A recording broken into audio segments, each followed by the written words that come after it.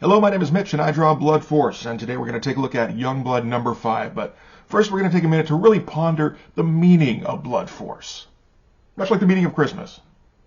So what is Blood Force? This is Blood Force. Blood Force is a celebration / send-up of 90s extreme comics. It's itself a comic book. It's drawn by me and also written by me. It's all me. I'm to blame for this. So you may be asking yourself, how do I go about reading Blood Force? And the answer is you open up the description to this video. In there you'll find a link to my Patreon. Subscribe there. That will give you access to all of the Blood Force pages. It'll also give you access to all the process stuff. I usually include stuff like just pencils lying out there. You'll get all the videos. You'll also get some pre-Blood Force stuff. All this just for $3 American. It's an absolute steal. And of course, the more subscribers we get, the closer we get to the goal of publishing Blood Force. But that's a ways off. First thing we got to do, baby steps, is we need subscribers first. So subscribe today, read some Blood Force comics, help get Blood Force out on those shelves. And this certainly sounded like I had a third thing to say, but I don't. Alright, so we're back for Youngblood number 5, eventually. This is after another 5 months, February to July.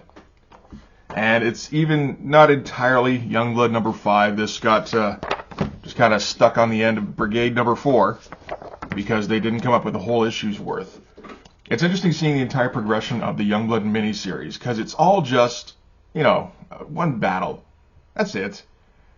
And they couldn't get it done in 4 issues. It feels like it's supposed to be kind of an epic battle, but it never comes anywhere close to that. And this is maybe the first really lazy cover out of Rob. There's usually he goes with most of a figure at least. This is just a face. And not only a face is Bedrock's face or Badrock, whatever he is now. And he's not, so he doesn't have even the usual characteristics. There's no indication, because this is supposed to be the issue where he's evil. There's no indication that's the case. We're just going to black everything in and make his eyes red and let everybody kind of figure it out. And this is just all sorts of weird looking. I think this might be the first Chappie Ape art that's in an extreme book outside of that pinup that we saw. Maybe he might have gotten stuff in. There's a couple of things like the yearbook and the Battle Zone book. I know he has stuff in those. I'm not sure if they came out first. Yeah, okay, so Youngblood Battle Zone issue 1 comes out in May. That one isn't Chappie Ape. Chappie Ape contributes a bit to issue 2 of Youngblood Battle Zone. Battle Zone was like the Punisher armory kind of thing. Issue 1 is a whole bunch of Richard Horry nonsense. And then Youngblood Yearbook comes out around the same time as this one. Yeah, July of 93. And it's pretty thick, actually. So there might be a lot of ads and stuff, but it is mostly Chappie Ape. So decent job on that one. So he's been getting some work in, and but it doesn't look anything like Liefeld. And we're gonna see Paul Mounts on the coloring, which doesn't work at all. I guess I don't know why Ollie Optics was able to do Youngblood number 4 and not number 5. Anything interesting going on here? Well, Eric Stevenson is doing the script on this one. It's not going to be any better. Maybe it'll be a little different. He does like to give exposition a little more often than Rob does. And this is pretty simple looking, but sure. Oh, look, that guy's back, and that guy, and that guy. We did see him briefly at the end of issue 4.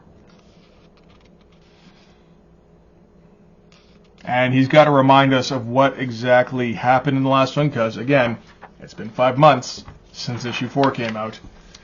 Now we're faced with ourselves. And yeah, remember, this is the same guy who wrote Brigade, so we're going to get senseless tactics. So, Wildman, I want you to run interference while Brahma and Gray move into position. You up to it? What? I've been up to it. The real question should be, is your stony friend here up to me? And yeah, I guess he jumped on him in there and threw him off. But I mean, it's fairly. I guess it's reasonably clear what's going on.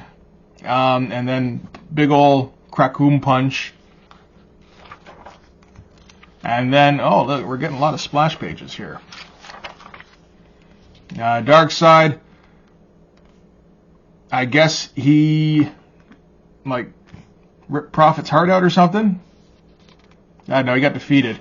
That's all it says, got defeated. With Prophet down, Darkthorn opens his crash tunnels once more. This time, however, it's not giant androids that spring forth, but a legion of winged demons. So those are the cacodemons, whatever. What are they called? Parademons? I don't remember. I didn't see that one. And they gotta shoot down the demons. And then Sentinel, who's essentially Iron Man, with a flat top,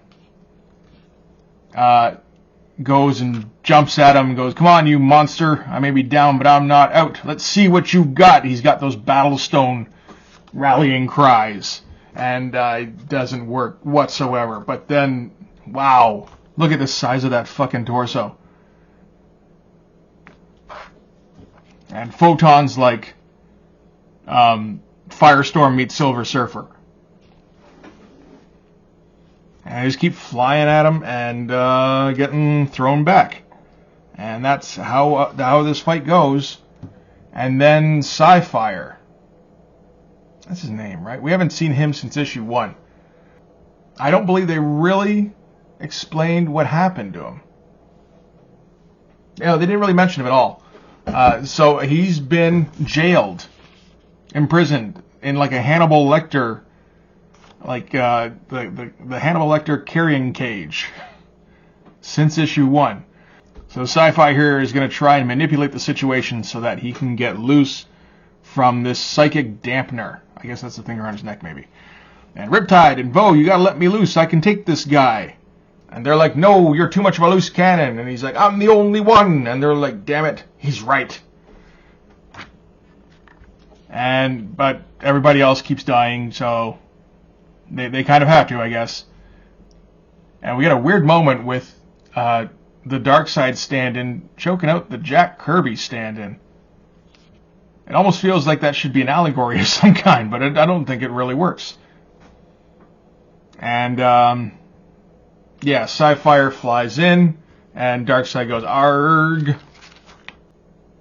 And he goes, "Insolent fool, do you truly believe yourself a match for Darkthorn? Your puny might is nothing before me." And he's gonna telekinetically grind his bones. And he goes, "Ah!" And then he gets immediately back to his, "Someday you might, whelp, but not today." And he escapes. And I guess Bedrock is not controlled anymore. And they're just like, "Oh, so now what do we do?" Okay, so they're going to go back to the future to keep fighting Darkthorn. Kirby's going to stick around. You know what? This actually does kind of carry over to Youngblood number 6. This Prophet guy, something about him seems real familiar to me, so I'm going to stick around and help him out for a while. And then they take off. Die Hard gets thrown back in through the portal. Yeah, because Kirby does show up in number 6 of Youngblood, and he also shows up a bunch in the Prophet series. Wow. They actually carried something over. And Die Hard is still up, and he's actually got some battle damage. It's not the Sam Keith battle damage, but I mean, Chappie Ape never tried it in the first place. So he's trying to do something. And then there's a bunch of, "As far as I can tell, we prevented Darkthorn from achieving the aims here on Earth. And, well, actually, we're not too clear what happened here." And he's like, "Yeah, I don't even remember things. I'm all hazy and shit. And, hey, as far as I'm concerned, we won things, because anything beyond that would be too difficult and complicated." So him and Prophet are going to take off, and Prophet's hair hasn't gotten any better. So they leave, and Bedrock gets one last, who's going to clean up all this mess. And another sitcom ending. And that's it. Still a lot of splashes in that. Although it's supposed to be final battle, right? So I guess it should be.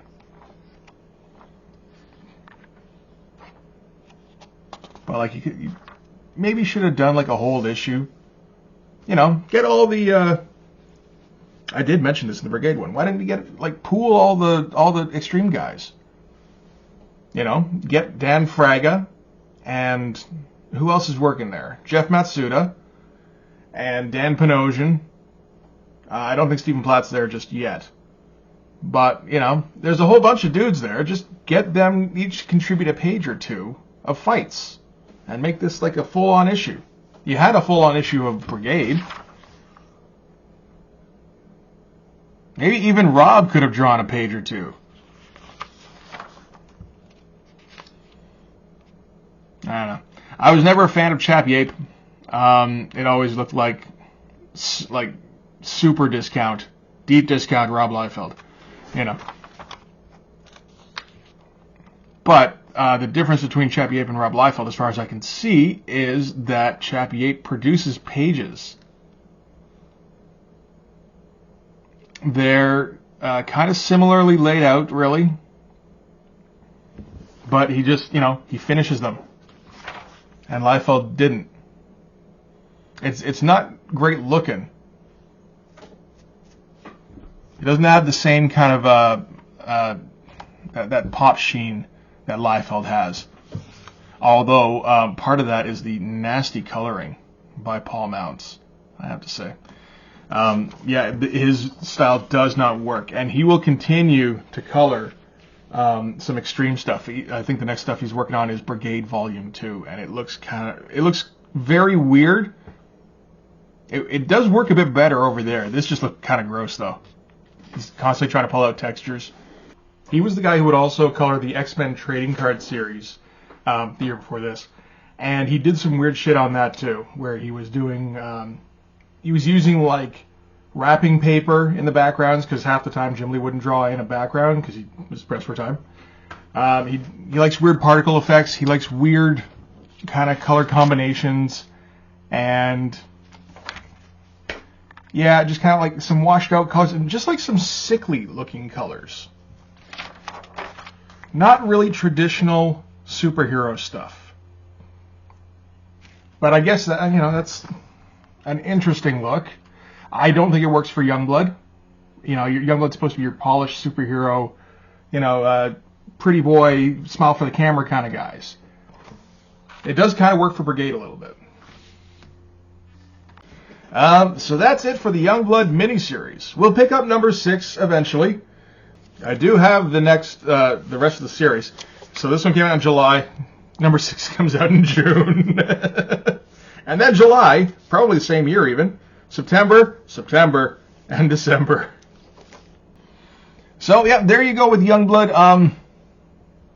Man, not a lot happened. It's almost like Youngblood itself was like a delivery mechanism for profit. He couldn't tell the story he wanted to, it feels like, which is the weird media stuff. That does show up later on in like issue, I want to say 7, stuff like that. But no, so he's just gonna he gets to show a little bit of that, and then the rest of the time he's just gonna focus on getting profit out there because he's interested in Captain America all of a sudden.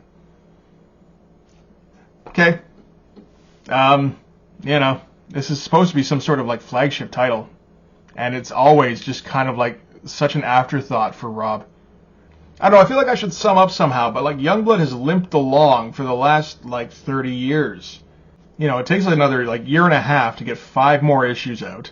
And then, you know, there's another like 5 series after this. And then Team Youngblood's going on, and you get the Battle Zone stuff and the annuals or the yearbook or whatever the fuck. And Youngblood Strike File and, you know, all this other stuff, and it's very rarely Liefeld actually doing it. He's just generating new IP. That's his sole focus. But, you know, whatever. I guess these classic characters got introduced. It's so iconic. Oh my god. But that's going to do it for this one. Please hit like if you like this video. Hit subscribe, hit the notifications, go over to Twitter, follow me there. More importantly, go over to Patreon and subscribe there. That's where all of the Blood Force comic material goes. That's where all of the Videos go as soon as I make them. You also get process stuff behind the scenes on my issues pages. And thanks for watching these. I'll see you guys in the next video. Bye-bye.